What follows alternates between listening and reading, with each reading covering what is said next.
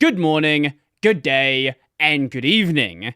I'm as always your host, Brody Robertson, and today we have a returning guest. Last time you were on to confuse us about NixOS. Now you're here to confuse us about FPGAs. Hopefully I come out of the other side of this one knowing a bit more than I did with the Nix episode, because that was that was a little rough, but it was a fun episode nonetheless. So, for anyone who doesn't know who you are, introduce yourself, and then we'll get into the main topic. Hi, I'm Tristan, Tristan Ross, also known as the Computer Guy, and I do a lot of Nix things around tool chains. My day job is dealing with effectively supply chain security, CVEs, all that mess. And then when I'm not doing that mess, I'm usually working with hardware kind of things like designing an FPGA. Mhm. So, I guess, where do you want to start with this? Do you want to introduce the project you're working on, or start from, like, the very ground there? Feel free to go which direction you want to. I think a good start would be kind of like the background and like what made me make an FPGA, because no one just like decides I'm going to build an FPGA. It's not like a thing you just build in your backyard, because Mhm. you're effectively designing silicon that's reprogrammable. Mhm.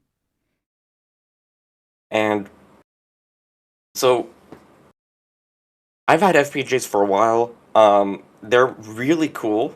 One of the things you can do with them is basically just design any sort of reprogrammable circuit onto it, or you can design things like CPUs, you can design graphics chips, you can do signal processing stuff.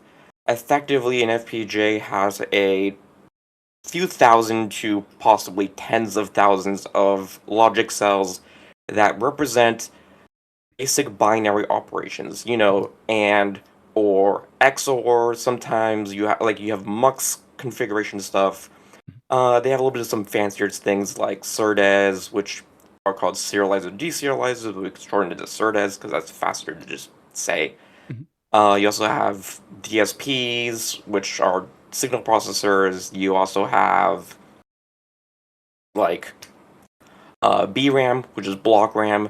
Typically, you have like things like DDR, which is in everyone's computers nowadays. Mhm. You Mhm. have SRAM, which is a little bit less common, but still is used today.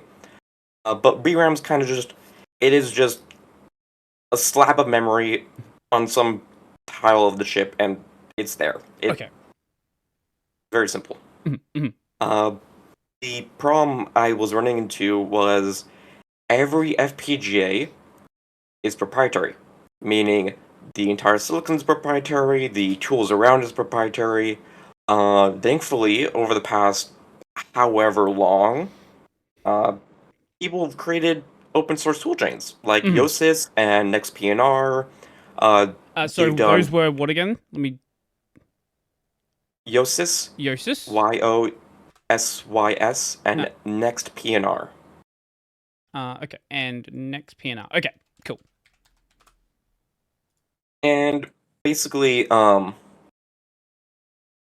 because of all these proprietariness, you need to buy the license, you need to have very specific environments, like you can't be using this on like Arch Linux without going through great lengths of patching the software to get it to work correctly, kind of like Mhm. what we had to do on NixOS.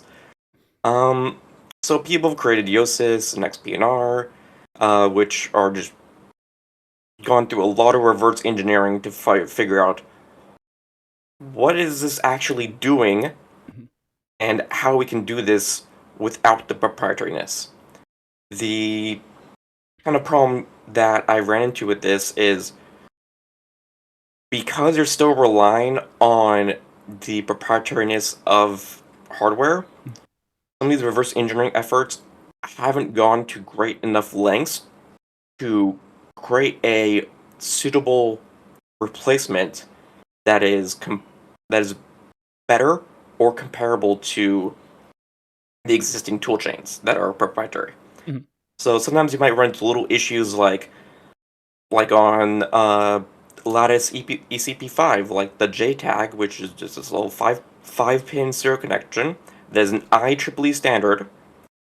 Basically, just think of just like trying to do GDB, but it's for hardware. You Mhm. can hook Okay, it up okay. to a CPU and be like, I want to see what's going on the CPU. And on Lattice is, for whatever reason, is not deterministic. If you try using it, uh, because routing is not deterministic, because it is constraint solving very NP hard problems, you don't always get the same routing every single time. Mhm. That routing change can change the timing to the JTAG, Mhm. meaning you cannot predict what the JTAG signaling is going to be, and so then you always get garbage. Mhm. The weird thing is, this is not a problem on the proprietary EDA, which seems weird why the open source tools have this problem and not the proprietary one. They Would must that be doing some just be a magic. reverse engineering issue where they don't know exactly? Again, I'm any comment I make here is going to be from a position of I don't know much about hardware. I would assume because they have to reverse engineer it, whatever they're doing with the proprietary version is not entirely clear. So the result you have with the open source implementation does not align with that. Maybe I'm off base here. Yeah, I'm not really clear on the exact like behavior of the Mm, problem because it's still very weird, but it's been documented online of like ECP5's JTAG of being mm, just not that well to work with. mm, mm, And so I was like, well, I'm having all these problems with the open source stuff. Um, so I'm going to create an open source FPGA. And I basically had a very simple idea to get started, which was just design a LUT. And a LUT is a lookup table, mm, which is the actual logic cell of an FPGA. Which, if you look at how it works, it's just think of a truth table that you can reprogram. So you have a few inputs, you have a few outputs, and then there's just a bunch of muxes that control when certain values are, or when the LUT is configured in a way, it can then do and or XOR stuff like that. And then from there I started scaling up, and then I added things like CLB, which is a configurational logic block, which has LUTs inside of it. Added things like mux trees, which then allow you to kind of carry signals around a little bit more in complex ways. And it started building into an actual FPGA. mm. And when I looked at it, I was like, oh, this is actually like starting to become usable. Still no hardware yet, but at least I was able to get a simulator inside of Rust and run effectively a Blinky, which is like the hardware version of a Hello World. It's basically just light goes on, light goes off. Mhm, Just that just repeats on until there's no electricity. mhm, Which, mhm. yeah. And then I was like, well, this is pretty cool that I have now an FPGA that I have designed, and it's designed in a way of being called parameterized, meaning a lot of hardware is very specifically designed. So you write all of your Verilog, which Verilog is the language of hardware. Basically, it is a representation of wires and stuff. It's Mhm. kind of a functional programming kind of way of doing it. That's kind of the way to represent hardware. And what I was using was something called ROHD, ROHD, Mhm. Rapid Open Hardware Development. It is a Dart framework. It's Dart like what Flutter uses and what Google's been using for a few things. Okay. And yeah, so this is a thing Intel made. They've been working on it for like 5 years now. And so I basically have a way of being able to expand my FPGA by just changing a number, Mhm. because FPGAs are and silicon tradition or usually are grid laid out. So you have a grid. So like on a CPU, your grid would contain all of your cores of your actual CPU. On FPGA, your unit of compute is the logic cells. So I was Mhm. laying down all the logic cells in a grid, and then if I want more, I just say the grid is now this much bigger or this Mhm. much smaller, which is very declarative. So at this stage, everything was being done in a simulator. Yes, Yes. Okay. so I was able to simulate, well, yes and no. Mhm.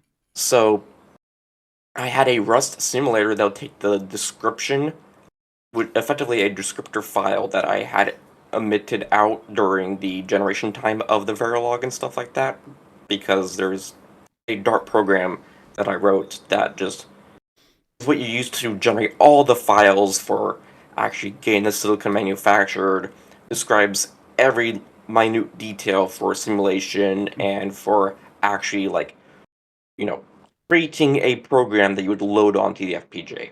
Mhm. And so I at least got enough for able to do a Blinky, and I was able to start to do Nix builds of just building and getting a GDS file, which GDS files basically is kind of like the G code, which is like the 3D printer format, Mhm. but think Mhm. of that, but for silicon. So it describes this is exactly like what to put on every single layer of the silicon Mhm. and how to like manage the substrate and all that. It's very complicated format. It takes literally an entire day for my desktop to process all the routing, every test, every check to make sure this thing will not explode or fail to manufacture. Mhm. Okay. Um, was there more you wanted to say with that story, or could we jump back maybe a little bit before things started? Where does one even begin to like learn how to approach this problem? Like designing hardware or designing Yeah, an yeah, like, FPGA. well, both of these, right? Like, I, this is an area that I've not even considered looking at. I don't know what resources are available. I don't know where you even begin.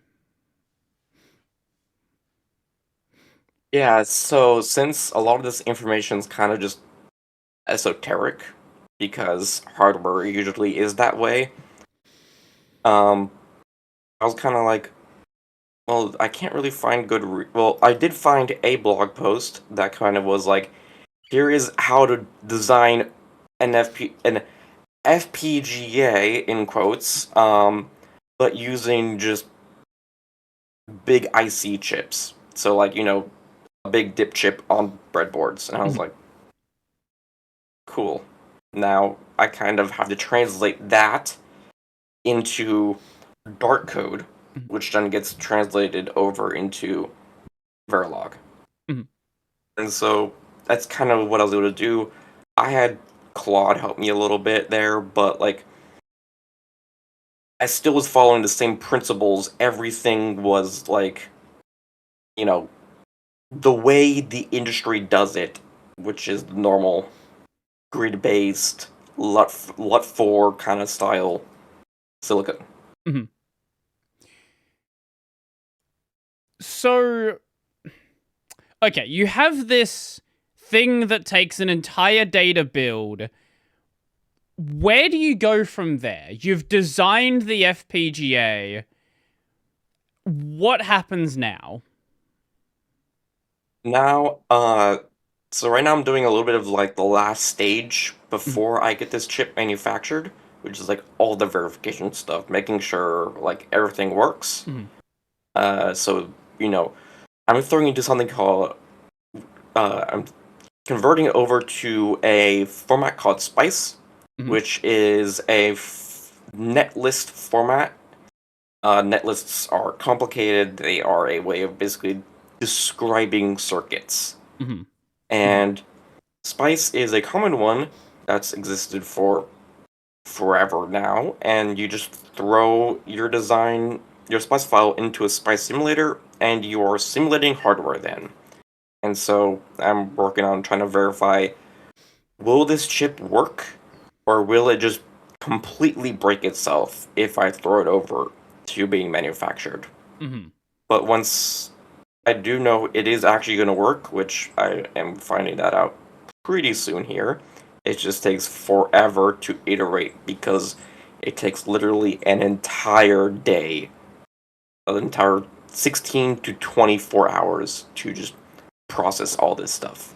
Right. So, like a typical software example would be, let's say you are developing the Linux kernel and you're building the entire thing on a netbook. And every time you want to check a change, you've got to recompile the entire kernel. Yes, but this is more extreme because I'm doing this on, an 128 core Ampere Ultra desktop with half a terabyte of RAM. And Okay, so it's like, right. So it's a powerful machine. This takes forever. yeah, even on like if you try to do this, not on an ARM system, like if you try doing this on like a Ryzen or a Threadripper or Epic or literally anything, Mhm. you are waiting at least 6 hours. And like from what I can gather, like bigger designs, like my design is quite small in comparison to the rest of the industry. If you have something that's like on the scale of like Xilinx, which is the biggest FPGA company, Mhm. they're probably spending a few months just getting this processed, and it's probably done on a cluster. Mhm. Mhm. So many times more compute than my single desktop here, and they're still waiting a insane amount of time because these are NP hard problems. You have the door-to-door salesman problem of just find, or like the neighbor finding problem where it's like you can't find where to put the thing because the next thing needs to know where the other things are at. Mhm. Mhm. For anyone who's, maybe we should, for anyone who might not be software engineer background or tech background, NP hard. Just brief overview of that because we've used that term a few times. Maybe this, I just realized trying to explain what NP hard is actually is a relatively annoying thing to do as well. Yeah, NP hard is hard to describe. Um, what was it? Like N and P represent two statistical things in computer science. I don't remember what they are. There has been a ton of like academia behind this over the past probably 50 years now. So I recommend anyone who doesn't understand it, just please look into that if you really want to dig into this. TLDR, And it's really, really difficult. That's what you need to know, I guess. yeah, it is like what I was saying, the door-to-door salesman problem is just like finding where is the most available space. And so you can't find available space until you start putting stuff down, which means this is doing thousands of iterations, which each iteration takes probably 10 to 20 minutes, and so it just gets exponentially longer as you scale up. Mm-hmm. So, as you're doing this testing, what are the kind of things you're looking for that can go wrong? So the very low-hanging fruit ones are DRC failures, so DRC being design rule checks. So that's stuff like, oh no, you're shoving 5 volts against each other, two 5 volt signals against each other, and now you have magic smoke. That Uh, is a very easy one. Other ones is like, oh no, this trace is 2 microns not wide enough. Just need to make this trace a little bit thicker. oh, okay, yeah, right, okay. I'm guessing if the trace is too thin, then the signal is not able to pass through it correctly? Um, More like, you know how there's different like gauges of wire? Mm-mm.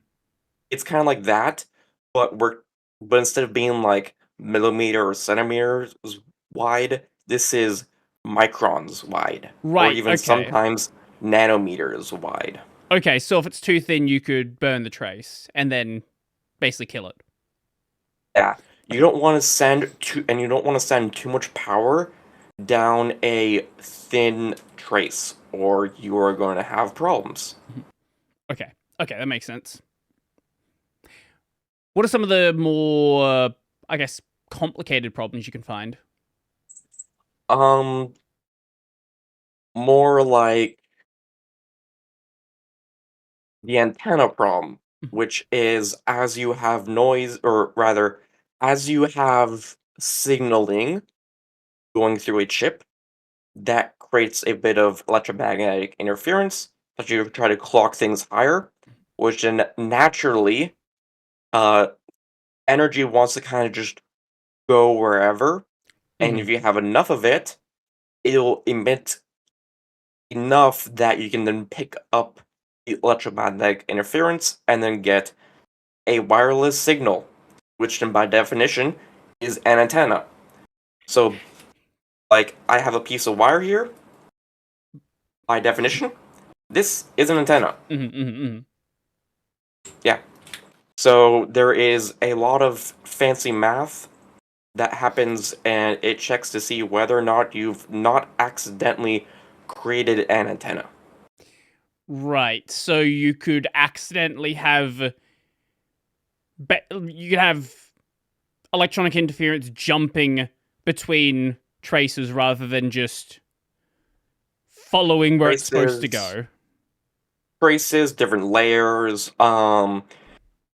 Sometimes it's trying to get the stuff to actually use the right routing so that it doesn't accidentally create an antenna. Mhm. Mhm. And then just like there is at least a command that happens that the tooling provides that just repairs antennas. It's literally called repair antennas, and it goes through and it's like, if this is an antenna, it's no longer an antenna. There's a Oh. lot of math of how it figures that out. It gets very complicated. People have made this happen, and it makes it not a problem. Mhm. Okay, I guess that makes your life considerably easier. Yes, it can, Okay.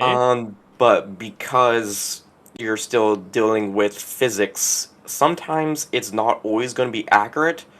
So you take it with a grain of salt and hope by the time you actually get the chip manufactured and start using it, that you don't have any accidental antennas created.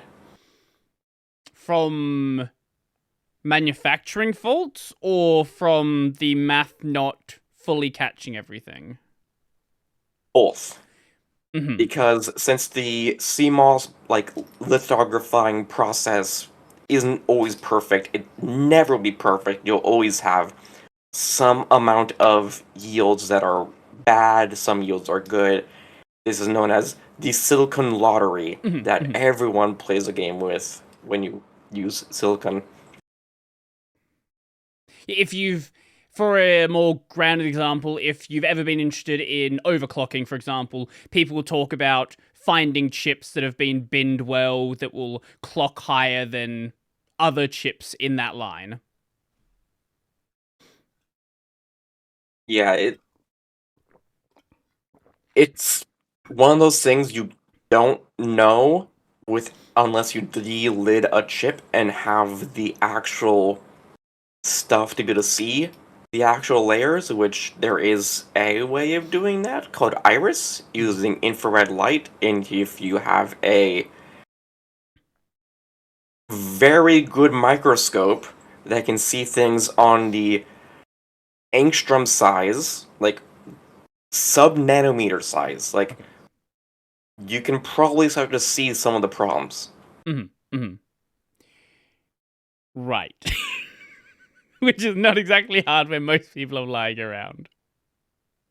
Yeah, to get that kind of hardware, you are spending a lot of money. and probably a lot of electricity to power that equipment. Mhm. So, how many times do you really want to go through this testing to ensure that things are good before you take that next step to hardware production? It is very much you want to do it as much as possible until you are confident enough that it's going to work, Mm-hmm. which is kind of just like how high can I scale this up before routing fails?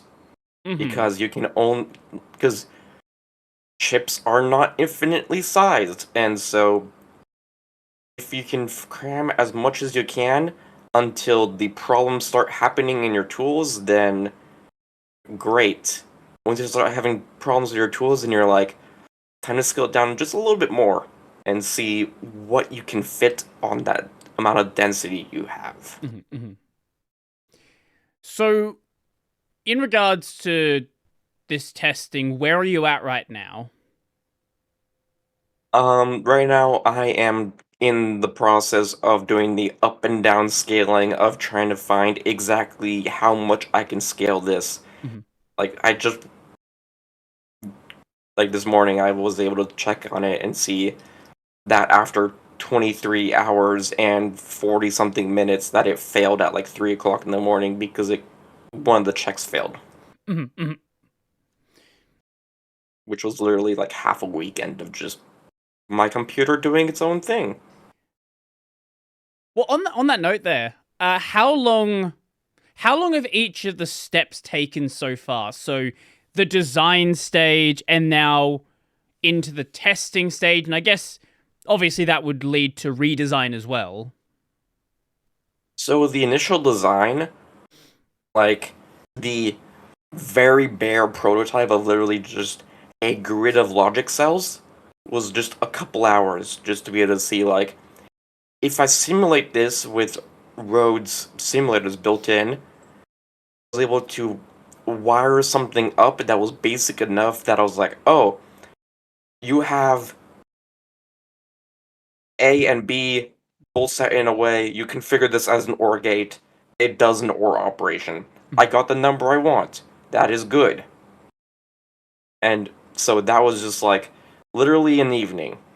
And then getting to having it where it's like I have a signal processing, I have clock trees, I have like all this took another couple weeks, and then it's literally just been a month of just will this be good enough that it can actually be manufactured and won't explode or fail in some other way.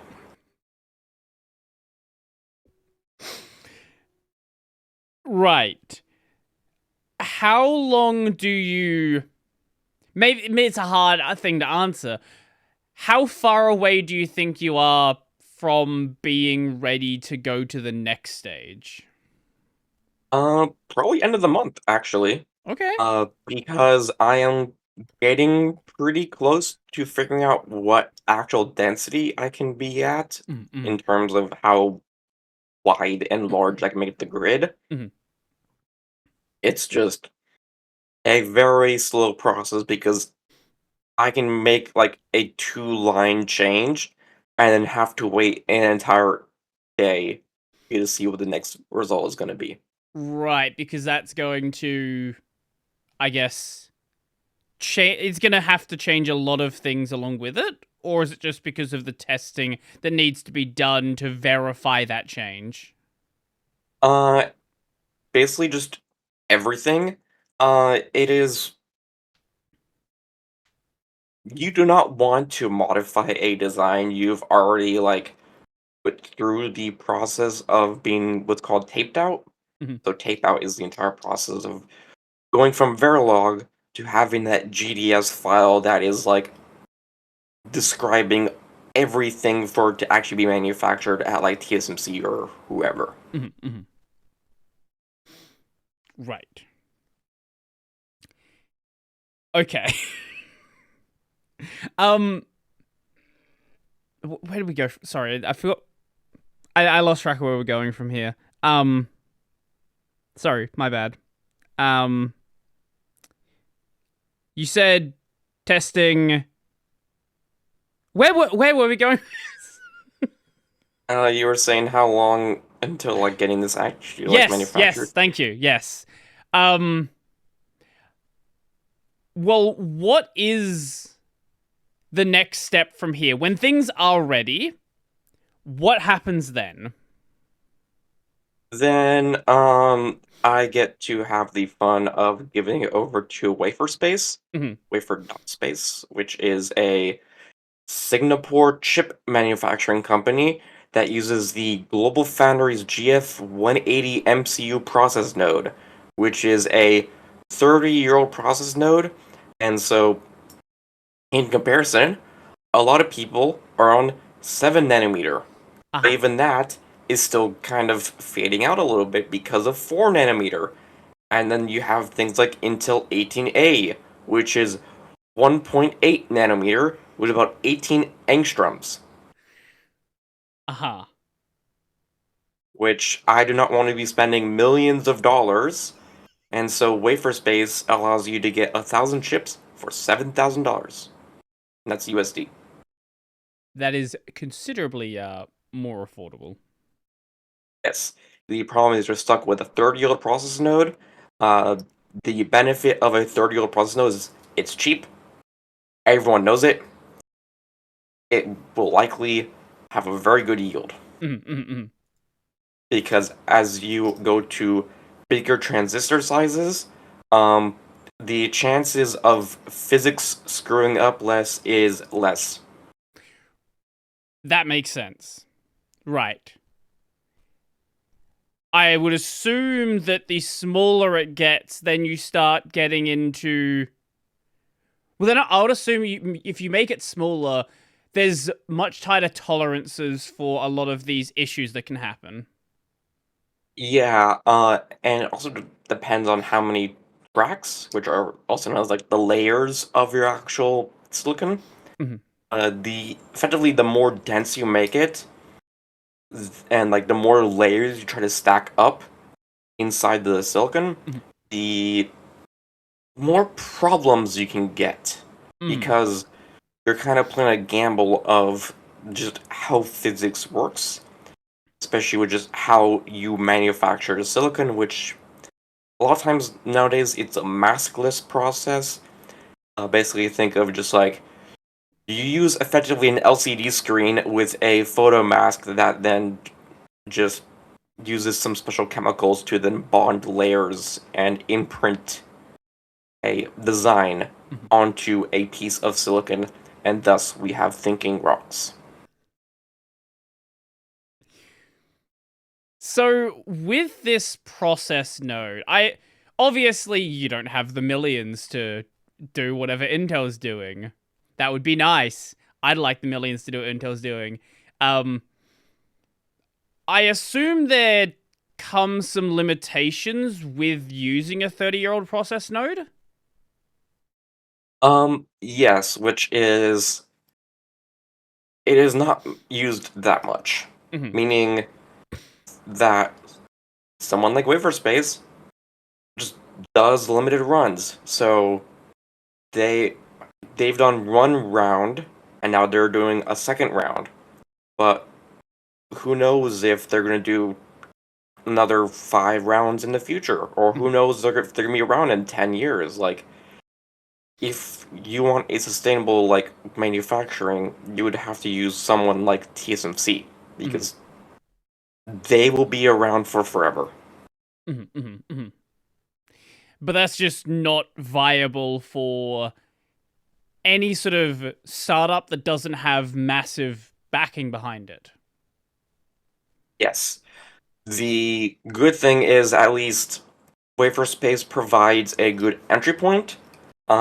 So with Waverspace, I'm able to at least get some prototypes. I'm able to figure out the figure out known problems with my design. Things you can't always check with software, things that you'll only find out when you actually get hardware manufactured. Hmm.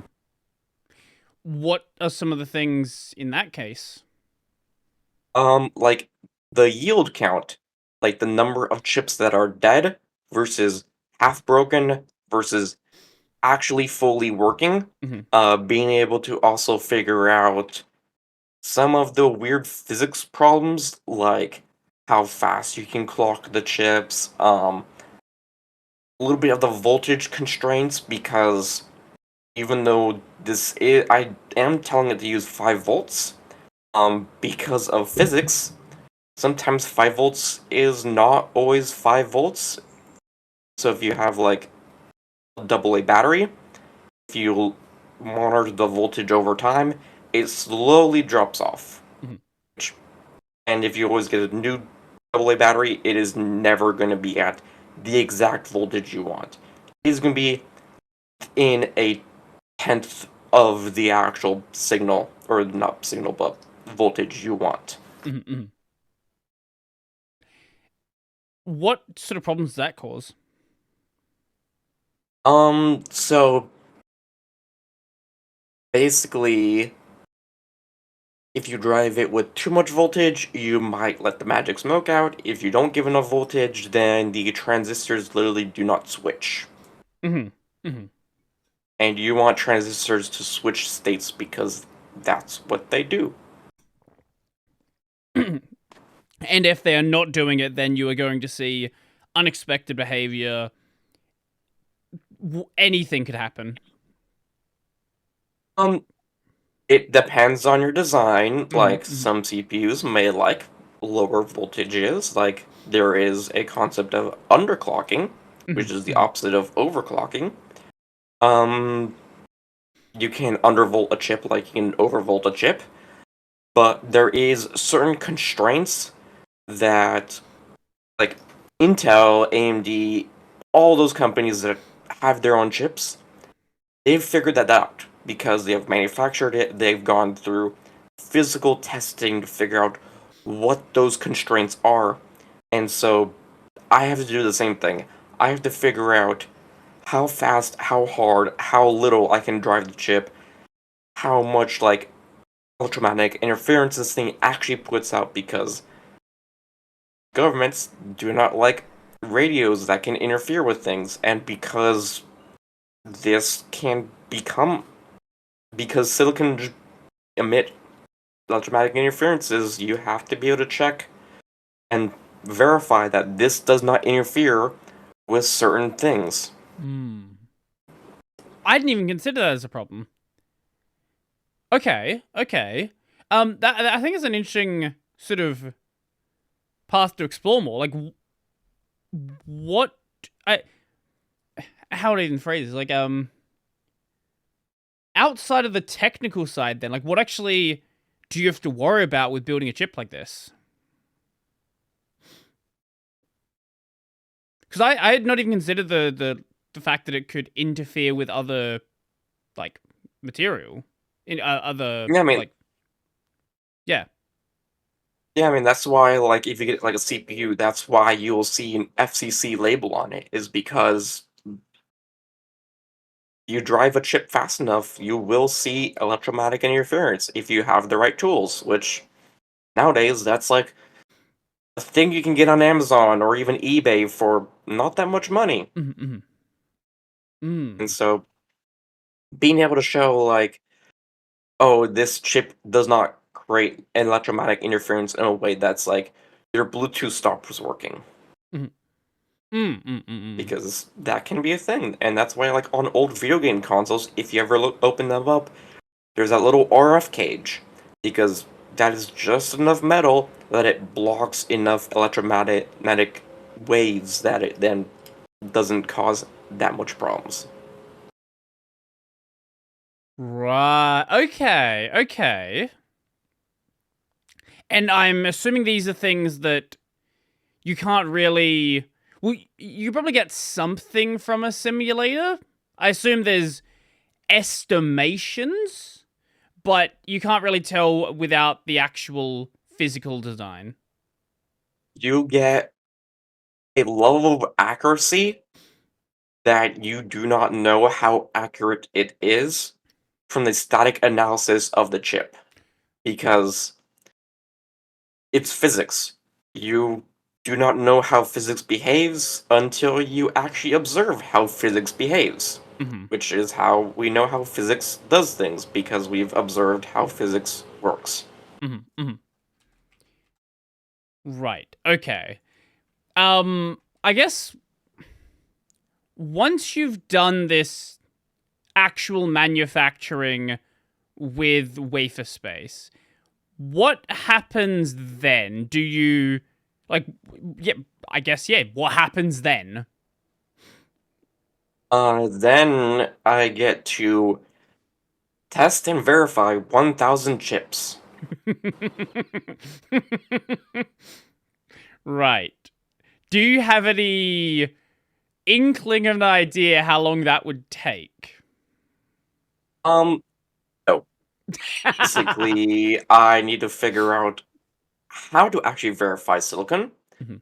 which is basically figuring out how to create a test bench where then I would be able to plug a chip in and then push a button, and then it would have to run through a various set of tests, like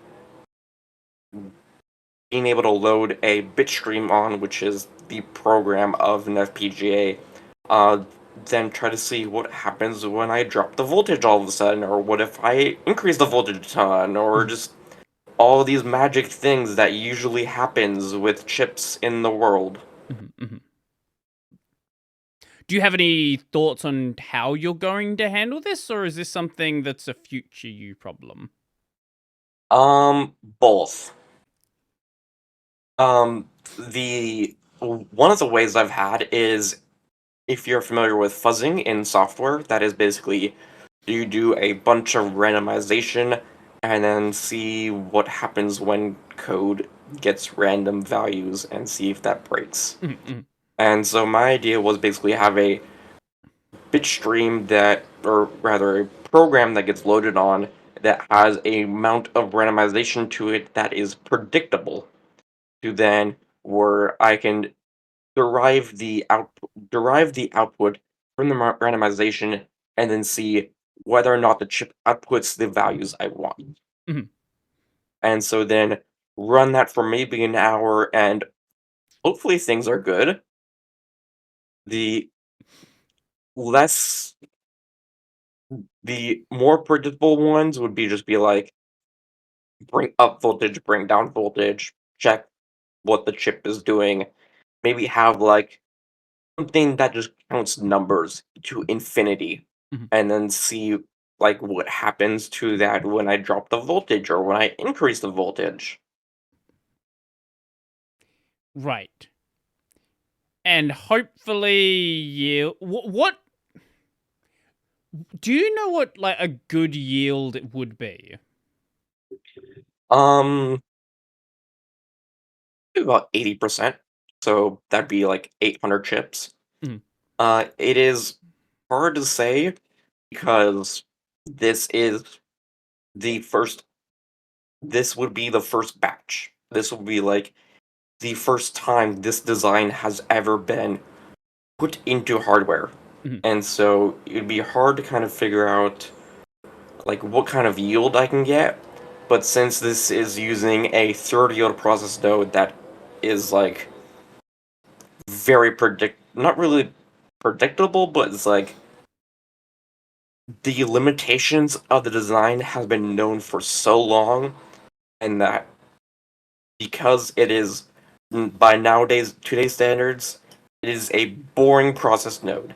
No one wants to mess with it because there are shiny new things like Intel 18A and like TSMC trying to do 2 nanometer or whatever they're doing nowadays. Mhm. Mhm.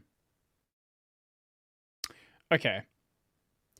So once you've done the testing, once you've done you've got your chips, I guess what happens with them? What do you do with your theoretical 80% yield? Then I'll be crowdfunding to get development boards out, and then people should be able to buy one of these chips. or boards with a chip on it, Mhm. and a dev board would probably just have like a bunch of random things like headers for plugging stuff in, buttons, lights, jumpers, just usual things, kind of like what you'd see on a regular FPGA board, or kind of like what you might see on some sort of like carrier board for like a Raspberry Pi or something. It's just enough that if someone wants to play around, they have enough fun little things to try to do something with. Mm. So actually, that's a good question. You earlier on you mentioned how a lot of the tooling around FPGAs for the ones that have traditionally existed has been proprietary. How would somebody, I guess, mess with this FPGA? Like, what would they need to do with it? All they would need is the open source toolchain Mhm. that everyone else uses.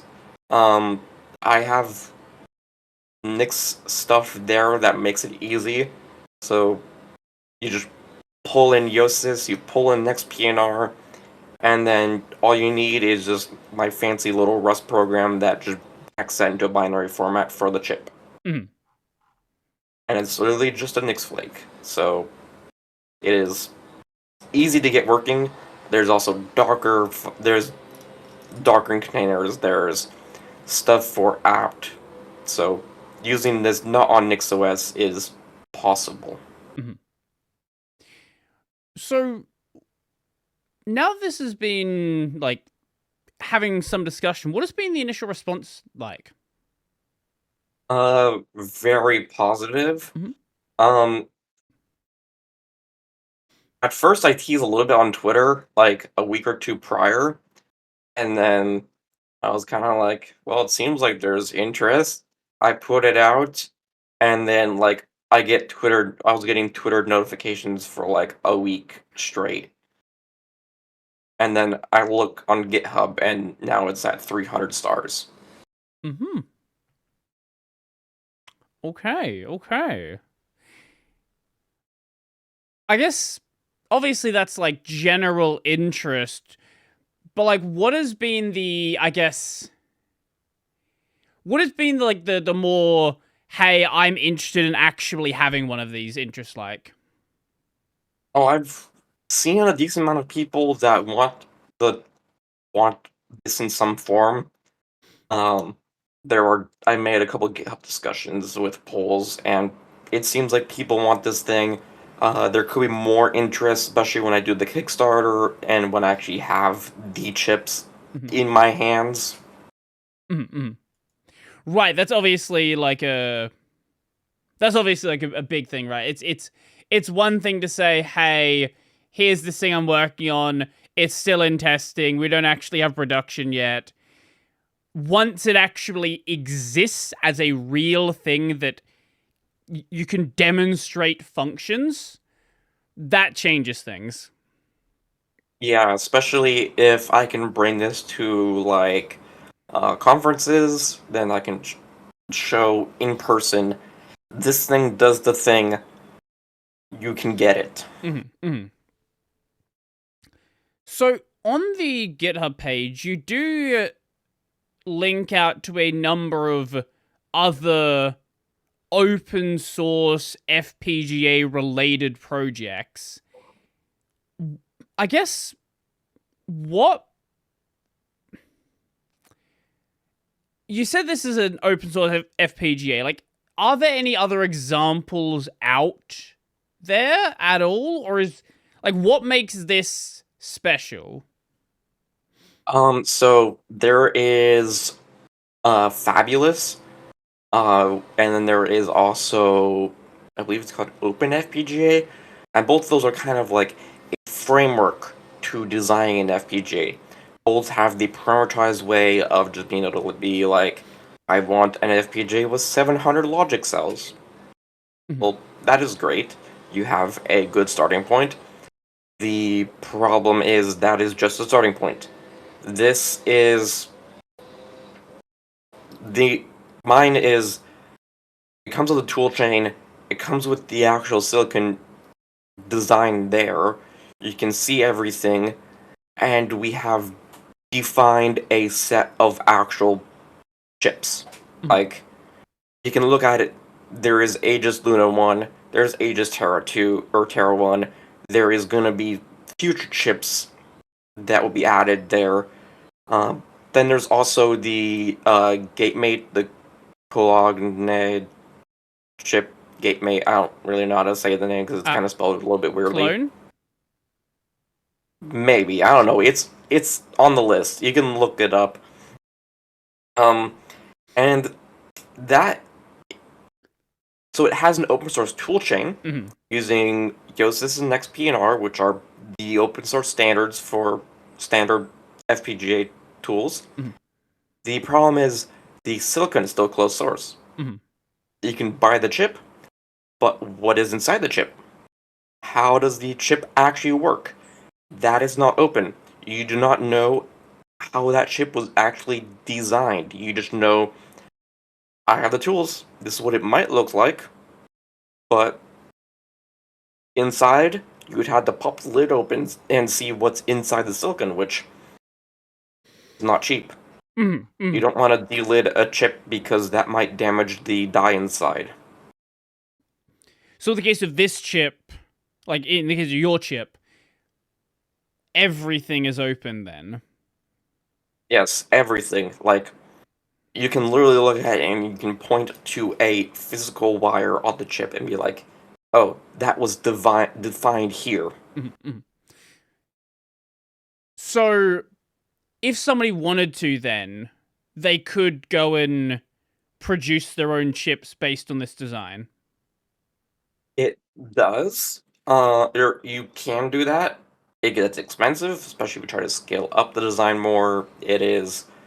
Then you have to also have the problem of verifying it. There is just a lot of problems. It's like a similar thing with like security.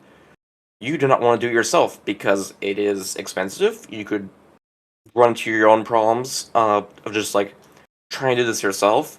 Like, sure, other companies that have a lot of resources can.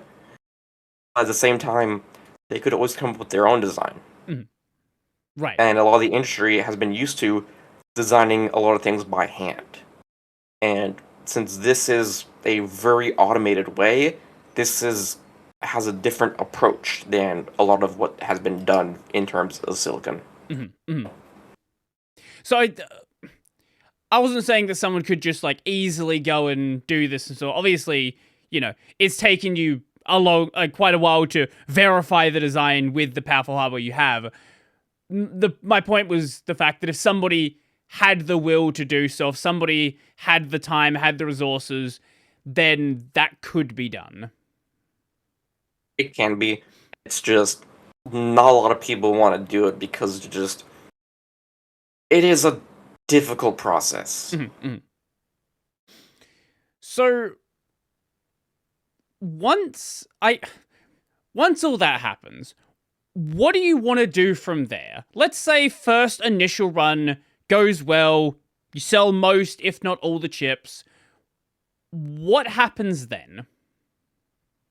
Then, so I plan on scaling the chip up. I want to get to 100,000 LUTs, which is big enough to basically have a ARM processor from like 2013 to 2015, somewhere around there. Like, you can have a decent enough processor defined and loaded onto the FPGA that it is not going to be like running Doom on a slideshow.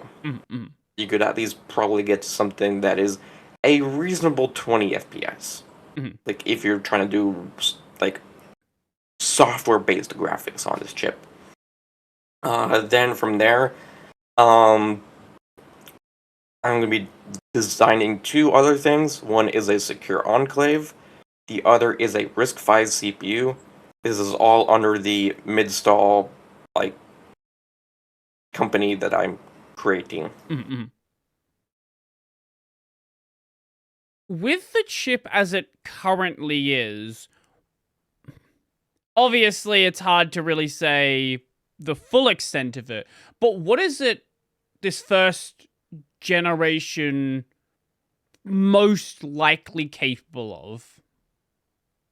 You can probably do like the big thing is just like USB controller. Mhm. Like you could hook up a keyboard matrix and then have a USB cable coming off the board. You plug it in. Oh look, Windows says there's a USB keyboard there. You push a key, you get a key back. Mhm. Very simple stuff. You could try doing this in physical logic chips as well. It's would be bigger, so that is a capability. Another one's like LEDs. You could make a circle of LEDs spin around, do a little bit of some fancy whatever. Another one could be like a UART controller, like you plug in the board and then you just see in a UART like serial console the B movie script coming out. Right, right. So the capabilities of it would still be relatively limited in its current form. Yes, it is a respectable design because there's at least a few hundred logic cells. Um, the number that says for Luna 1 can change because I'm still working through trying to figure out the exact specifications I can fit right now. Mhm. But it'll be somewhere between about 600 to about 760 logic cells, Mhm. which is a respectable amount for a first design. And then the next design's going to have about 2.2 thousand. So a Okay. factor of 4 increase. Mhm. So the next one, sorry, the next one is that Terra one, or is that, are you saying a different thing? Her one is going to be the one with the 2.2 thousand. Okay. So Is the next generation. the one you are currently working on, that is Luna one. Yes. Okay. Okay. Right. Okay, that makes sense then. Okay. Because there's the two different ones listed here. I wasn't. Yeah. Okay. That's making a lot more sense now. So Luna one is the initial design. Terra one is where you go from there. What? This is more stuff that doesn't yet exist. What would additionally be possible with the extra, I guess, logic cells there? Uh, like in the future, I'm wanting to do like radio processing. So like, doing not Bluetooth. What is it? LoRa. LoRa Mhm. is another radio thing. I don't know too much about it, but it is a simple yet complicated enough that with a slightly bigger chip, I could probably fit something on there to do something with LoRa. Mhm. Then I'm wanting to eventually go to being able to do RISC-V CPUs, which require at least tens of thousands of logic cells. Mhm. Mhm. But you could also do like an x86 CPU, you could probably do graphics chips. A lot of things are possible with on an FPGA. Mhm. Like I know finance use like a lot of finance companies uses them. I think like Jane Street is one. Like AMD produces these very expensive, very beefy FPGA cards that are used for like financial databases because if you define them in hardware, you get extreme speeds from Mhm. that Mhm. kind of stuff. Like tens of gigabits per second. I don't know if you happen to know, just so it's like a point of reference people have. I know there are these like FPGA NES projects. Do you happen to know the like how powerful those would need to be? I don't know those ones, but if I have to take a guess, it would I'm assuming that Terra 1 might be able to do it. Mhm. Um, I would have to take a look. The one of the problems with FPGAs is even though the logic cells are kind of what people look at to refer to like the capabilities, you have other things like the DSPs, you have like the mux tree, you have different clock tiles, but it is hard to compare between different vendors and different chips what that chip is actually capable of because of just how tooling decides to place things. Mhm. Okay, that makes sense. Basically, it's in range of doing it, but you're not certain. Yes, it is. I would have to try it and see what fits. Mhm. But if I had to take a guess, considering because you can do RISC-V on about 10,000 LUTs, you can probably do an NES Mhm. on about 2.2 thousand. Mhm. And RISC-V CPUs, would assume, tend to be more complex than an NES. Right. So, I guess as you're scaling out, what is the plan here? How do you plan to take this from being just these first chip you do and then the second one you've planned out? How do you plan to expand it from there? Well, since I don't have all the knowledge to be able to do this, I have enough to be dangerous and create things like this. Um, my plan is when I do the crowdfunding and then with some rounds of investment of being able to hire some people that actually know this stuff more than I do, and then get them to do the thing of skilling it out. Right. So, Which kind of tends to happen with these sorts of things. mm, You have someone that is like knows enough but doesn't know everything, mm. and then you get interest, and then it just gets it just explodes in terms of capabilities and complexity. Mm. We're sort of like really expanding far out now, but like, would you like to always have some sort of hands-on? Let's just way far out. Would you like to always have some sort of hands-on role here, or would you want to step back and be in a position where the people who are experts in this space are the ones that are really driving things forward? I always wanted to be able to have like like being able to give feedback. I always want to be able to like contribute in substantial way. Um, Even if I don't understand all the problems, I can still glean what's kind of going on. Like I've got friends that do ASIC things with like RISC-V chips, and even though I didn't go to college to learn this, I've seen enough, I've played around enough that I can kind of glean enough to be able to see what ideas I could throw out there. Mm-hmm. This is all stuff that's like well into the future. Like 10 years from now, yeah. Right.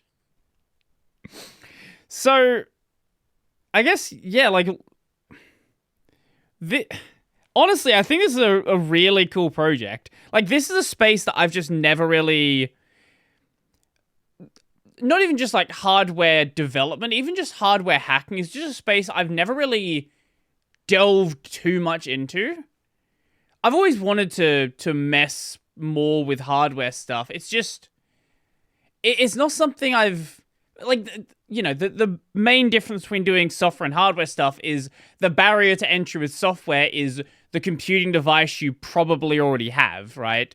With hardware, you're at some point gonna have to move things into a space with hardware, purchase things, and all of this. Yeah, there are basic enough FPGAs that you can do like pretty cool things with.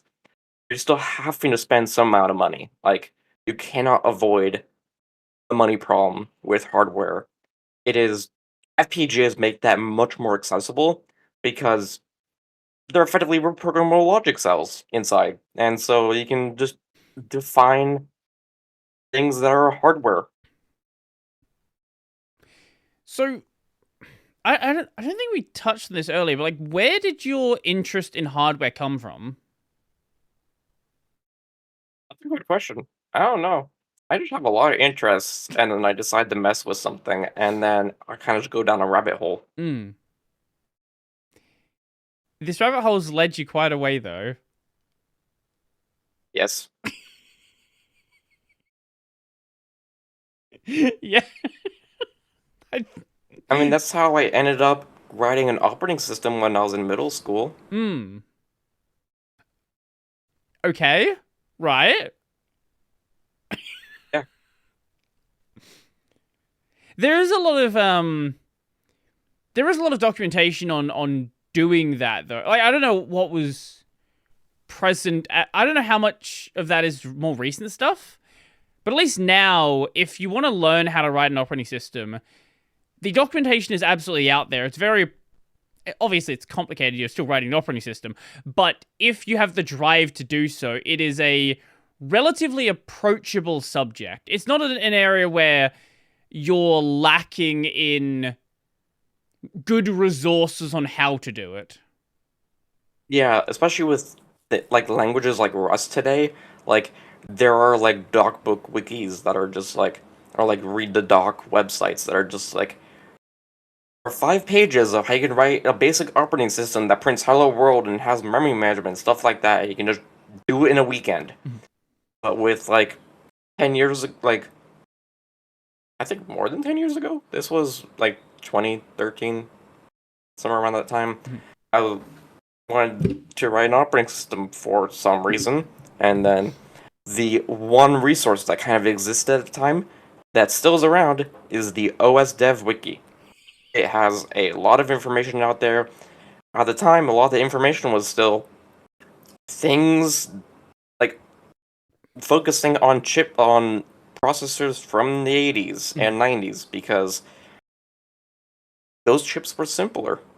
Like designing an operating system that runs on a 46 is not that hard Mhm. in comparison to like writing a 64-bit operating system with like user mode and a network stack and all of that. Like getting to that point gets very complicated, and like doing that all in C is complicated, and not having things break Mhm. with like modern things of like Rust and like I know people will not like this, but like AI, like say as much as you will about like how things are with like AI as a tool, and like this is coming from someone who's been writing code since like 2012.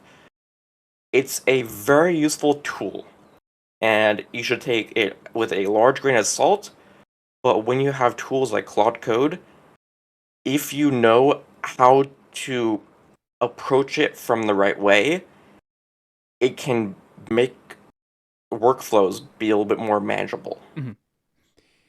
I do want to talk a bit about the AI usage because this is something it's really you can't avoid at this point, right? Like any I know there are the becoming graybeards, the soon to be graybeards of the FOSS world, the now late 20, early 30-year-olds who they've been involved in the FOSS space since they were 18. AI wasn't a thing yet. But now with this, like I've said this many times before. I have friends in education. Every single new developer is basically using AI, whether it like to different extents, but they're all using it. This is something which is happening. We can pretend like it's not happening, but it is. And I understand wanting to do like artisan programming. You just enjoy the craft of programming, right? You know, people garden without using certain tools. Like, sure, whatever, totally fine. Like, absolutely respect. If that's what you want to do, if you want to build a house using hand tools, hey, totally fine. You're there. It's there to do it. But it obviously you did use Claude to some extent through this. what was that like? What did it help you do? And I guess, what are some of the limitations you ran into as you were going through this? So one of the like one of the nice things is Claude Code. It is There are huge amounts of security concerns, so I recommend if anyone's using this thing, please run it in a micro VM. Do not give it access to your full system in case something happens. Yes, there have been cases of, I don't know if it was Claude Code, but one of these systems being like, hey, just that database? Nope. Bye-bye. Yeah. And if you don't want to use Claude Code, please stay away from OpenClaw. There's a vulnerability like every 3 days. But aside from that, when you have a AI model tends to that has the ability to run commands and kind of introspect what's going on, has a way of being able to kind of decipher and sort of not really learn, but it has the way of picking up on how to approach things in a way that's going to cause less problems. Like you were like, "Hey, I have this problem. Uh, please help me through it," and it will kind of be like, "Well, let's look at the log files. Let's see what the error is. Oh, it erred because you made a typo. You can just fix this by just renaming." And so, like, it does get a lot more complicated, especially with what I'm doing. But with how much content there is on the internet, and with how much like these models have been fine-tuned and trained on like the collective knowledge of the world, it has gone to the point where you can use AI to design hardware. Like a few years ago, it could barely write software. Nowadays, anyone can make a SaaS product. There are going to be security concerns. I recommend people please don't use AI for security things unless you know exactly what you're doing and you know how to approach security, because you do not want holes in your security. Um, but when you're designing something like hardware where it's like something that doesn't really have any security impacts, and if you can own up to it and you can stand by the output that it gives, and you're certain that it will not have a problem, then use it. Like, it yeah. So, I guess, what are some of the problems you've run into with it? Um, it being sometimes inaccurate, where it's just like, oh, let's just change these things because it seems like that error is like impossible. And it's like, well, no, let's just actually fix the problem and not work around it. Like sometimes it will use these little hacks, but I'm like, when you have hardware, or if you're wanting something to actually be like good, you do not want hacks. You want a real solution that will work. And it's like fine for testing like this little thing. That is okay. Like a little hack to be able to see like what's going wrong. Why is this thing this way? A little hack there is fine, but fix it up before you actually like get this out the door. Right. Okay. You made a good point there about like it very recently not being able to just even handle basic software tasks. I don't know. I don't work for one of these big companies. I presume to some extent they are using this tooling, right? I would be very surprised if companies like Intel haven't played with the idea, haven't been pretty much every big company is trying to see how they can fit this into their workflow, whether it be to just make things cheaper, whether it be to improve things. Different discussions, different companies. But I think it's really hard to say that any of them wouldn't be looking at it. Yeah, AI is definitely one of those things that a lot of companies are using now. It's hard to say how they're using them. I know Intel has actually used some of this stuff for working on the Rode ROHD HCL, which is the hardware component library, of like trying to add things like cache, like trying to add a physical cache thing to a chip. Like it can just, if you give it enough information, it will do its best attempt at it. And you might have to fix it up, but if it gets you 70% there in 5 minutes, you've just saved probably a few hours of work. And so, with how fast things are moving today, sometimes it is better to have a quicker start to then being able to get to somewhere that you can at least get some result out of it. I think early on there was all of this discussion, around this like vibe coding, all of this stuff. I think there's a very big difference between somebody who is skipping along the line and doesn't have that foundational knowledge, and someone who is using it as a way to circumvent the work they're doing. A great example of this actually is in the kernel, developers like Sash11. This is a very established NVIDIA engineer. They've been working in the kernel who knows how many years at this point. And obviously NVIDIA, I'm sure NVIDIA encourages all of their employees to use AI as much as possible. The AI shovel company very much wants to get the AI stuff out there as much as possible. But this is someone who is, like, this is a very established engineer, right? Like, this is someone who, there is no questioning their foundational engineering knowledge. And this, by all accounts, has just augmented the amount of work they can do, rather than trying to replace it.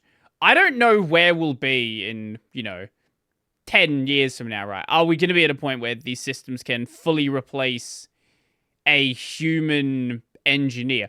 I don't know. I don't have any thoughts on that. If you do, feel free to let me know, but I think at least for the foreseeable future, we're going to see a lot more of the augmentation, and that's going to be for good or bad. A lot of these recent vulnerabilities we're seeing in Linux have been discovered in the same way. There've been these AI-powered vulnerability discoveries where a established researcher uses these tools in a way to be able to examine just the amount of code that exists in something like the kernel. Yeah, like I even tried like using Opus 4.7 for like security review stuff, and I've written code for like 14 years now, and it is a little bit scary of how good this stuff has gotten. And so, like, AI will make errors, so will people. Like, when you involve people, there will always be faults. But the problem, like, at least for security, you want to catch these problems before someone else does. I know a lot of people will say like, "Oh, this is a slop vulnerability," but it's like, if you can still prove that there is an attack surface and that it can be exploited under normal conditions, someone else will exploit it. Might have been someone could have exploited it when this was first introduced, or it could be no one has tried it yet. Security things are just a gamble, and being able to have the people that run a project or have good faith in reporting find these problems first before bad actors do, I think that is a much more positive thing from this. Yeah, I think that's a important point there. we can put our heads in the sand and pretend like this doesn't exist, but bad actors will be using the tooling in the same way. They will be using the tooling to find exploits, and just because someone is, we can say, oh, look, I'm this well-established engineer, I work at some big company. Yeah, that might be true, but there's also really talented engineers who are more than happy to work as a state hacker. Like, that's also a thing that does exist. And I don't like the position that a lot of projects have been put into. I would love to go back to a time when this wasn't a problem, when we could all just be happy writing code that we all just assume is, a security through obscurity. We assume it's safe because, no one's seen a problem yet. It's probably fine. But we don't. We don't live in that world anymore. It's long since gone. And we have to adapt to it. And thankfully, the people who are in positions where they need to worry about the security, like the Linux kernel and various other things like that, whilst they might have their concerns regarding the introduction of AI commits, and I know this has been a discussion a number of times in the kernel, it's been a discussion in Fedora recently, there's a big argument happening in Fedora right now. I assume over in Nix space, there's been lots of discussion about this as well. KDE has a recent discussion about AI contributions. All of that is happening, but at the same time, you can't ignore the fact that this is going to be exploited whether you like it or not. Yeah, and like AI or not, there's been times where people will just find vulnerabilities. Like, yes. The kind of problem is just like, as more people see it, and you have people with the right knowledge, vulnerabilities will turn up. The kind of upside and downside is AI is just good at sifting through things, and if it happens to catch something, and a bad actor gets that first, then they'll try to exploiting it. But if you're able to catch it before them and fix it up and get it there and get it fixed and the exposure to it removed as much as possible within a short amount of time, that is the most important thing. Removing security related problems is the most important thing for any project. Yeah.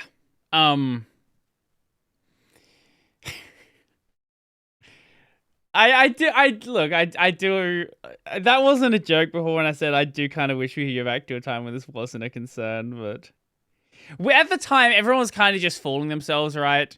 It's like, oh, the kernel's been seen by so many people. There's no way there's problems like this. There's no way, there's been a problem that's existed in the kernel for 14 years that no one's even noticed was there. Sure, that can't happen. So that's impossible.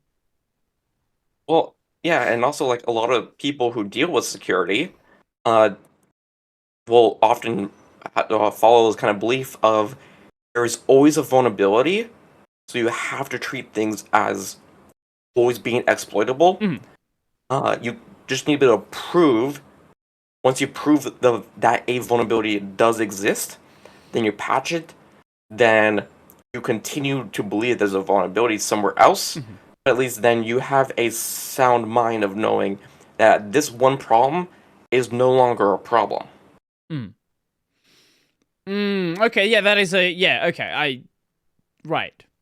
So assume the system is always exploitable in some way, you've just not yet proven how it is exploitable.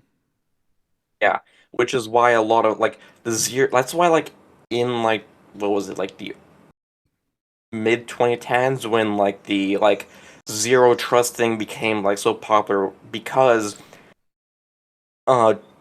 treating things as not being secure by default is just a good practice. You do not want to be running random code. You do not want to be opening the doors for random things And that's kind of why, like, having deny lists aren't the best, and why specific and explicit ways of allowing things in is a better model.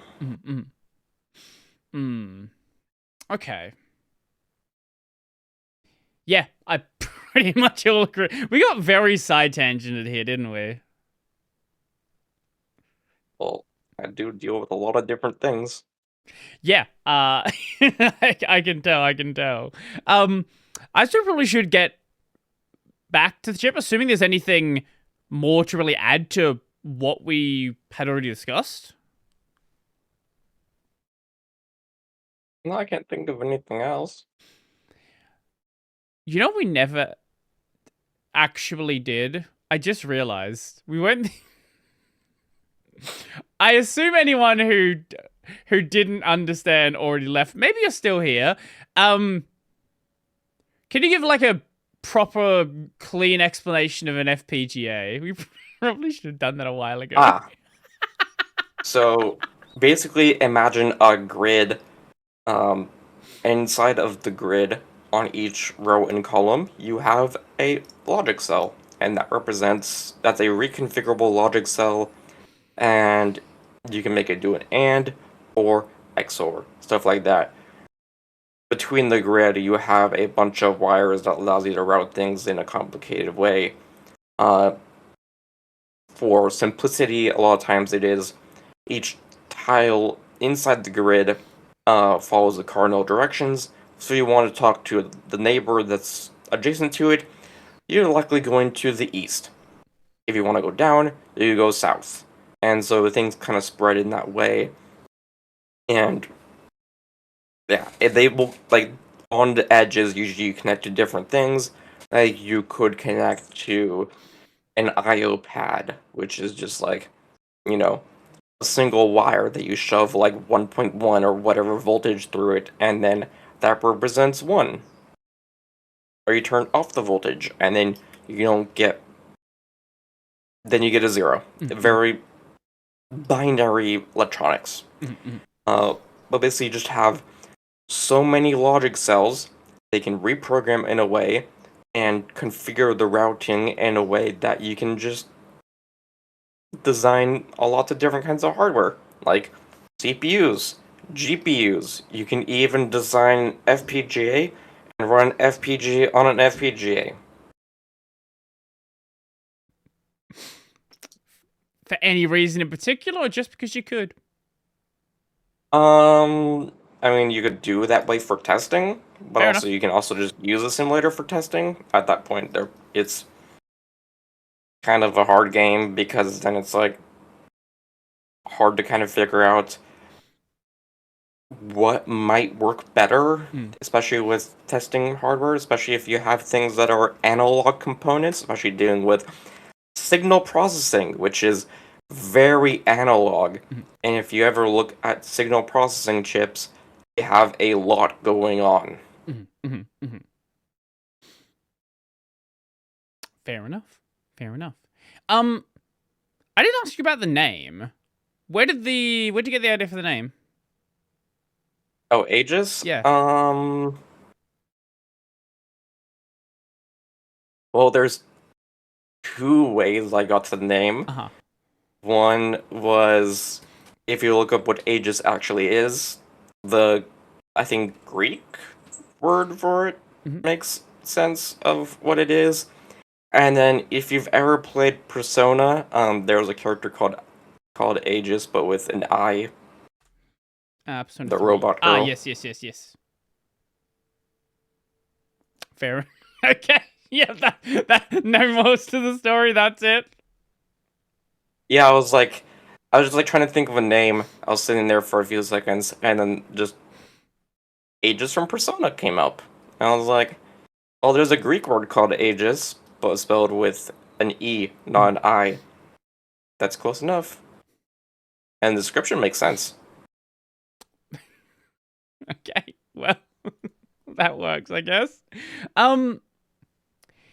If people want to express their interest in the chip, in a board, where can they go for that?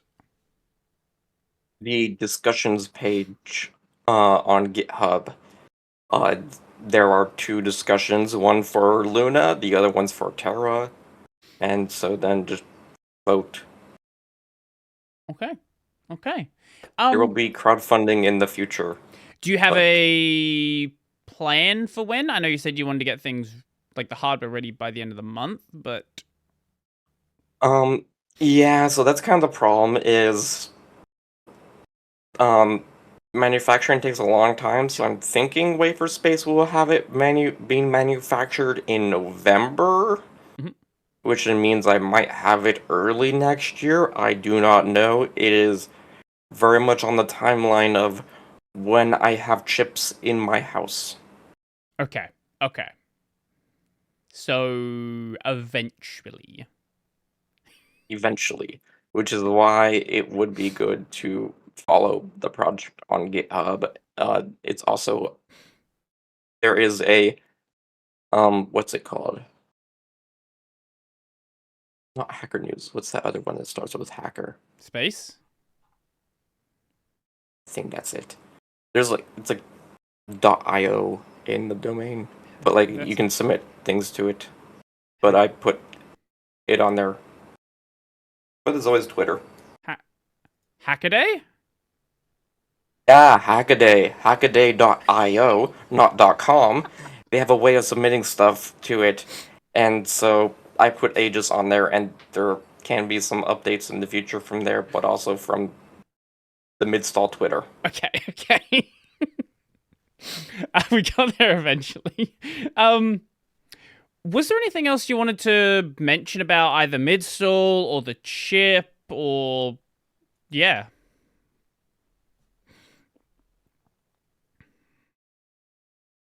Oh no, I mean it might be one of the first Nix built completely chips. Just do a single Nix build, wait about 20 hours, and then you have a file of silicon. That's cool. Well, 20 hours on the hardware you have.